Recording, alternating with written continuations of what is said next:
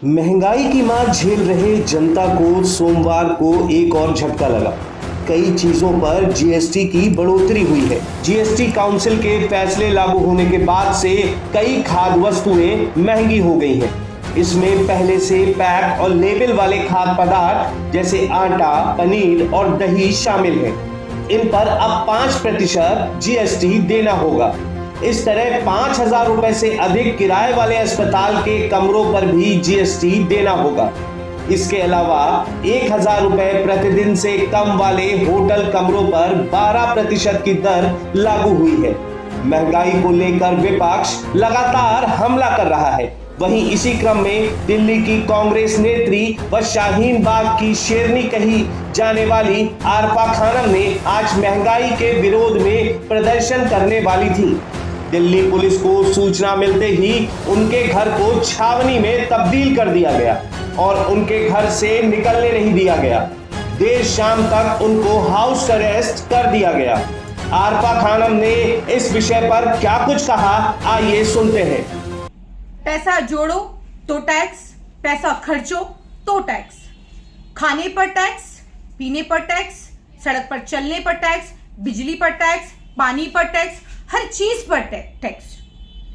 इसी टैक्स और इसी जीएसटी का विरोध करने के लिए आज सुबह 10 बजे हमने एक प्रोटेस्ट रखा था।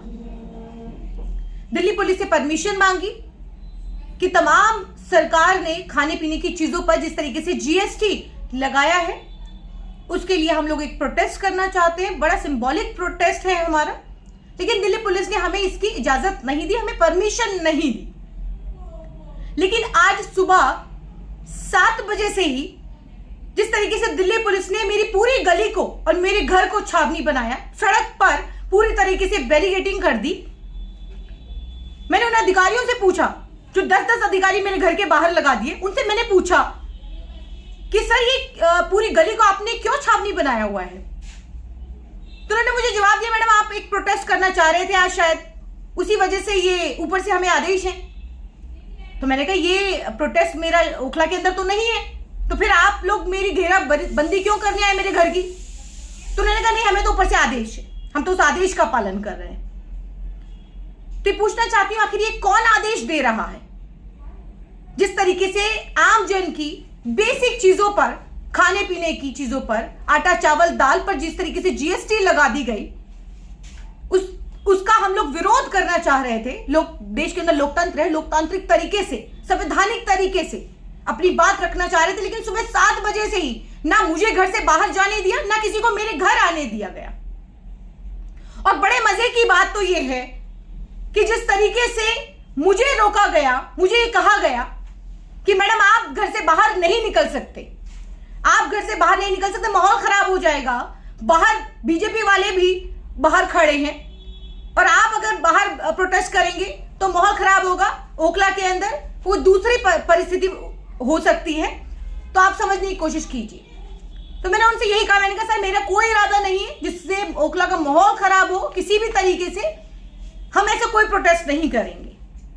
बड़े सम्मान के साथ मैंने उनसे कहा कि मैं अपने घर पे बैठी हूं और आप आराम से बैठ जाइए, आप पानी पीजिए, आप चाय पीजिए, जो पीना चाहते हैं आप चाय पानी के लिए मैंने उन्हें पूछा। लेकिन बड़े अफसोस की बात यह है कि आज जिस तरीके से सरकार, पुलिस का, प्रशासन का जिस तरीके से दुरुपयोग कर रही है, इसी दिल्ली पुलिस की मौजूदगी में भाजपा के लोग शाहीन बाग के अंदर प्रोटेस्ट करते हैं और दिल्ली पुलिस करवाती है। ये पूरी तरह प्लांटेड था।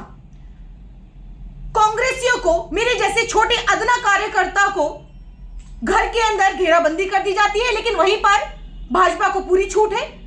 जिस तरीके से भाजपा के कार्यकर्ता और गुंडे नेता शाहीन बाग में आकर के प्रोटेस्ट करते हैं, तो इसकी परमिशन होती है, दिल्ली पुलिस इसकी परमिशन देती है। लेकिन हम जैसे लोग जो दिल्ली पुलिस के पास परमिशन लेने के लिए जाते हैं, मना कर दिया जाता है कि आपको परमिशन नहीं मिल सकती।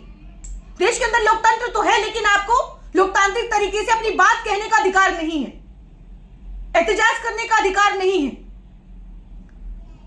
और मैं अपने घर पे बैठी हूं, बिना कुछ किए घर पे मुझे कैद कर दिया गया।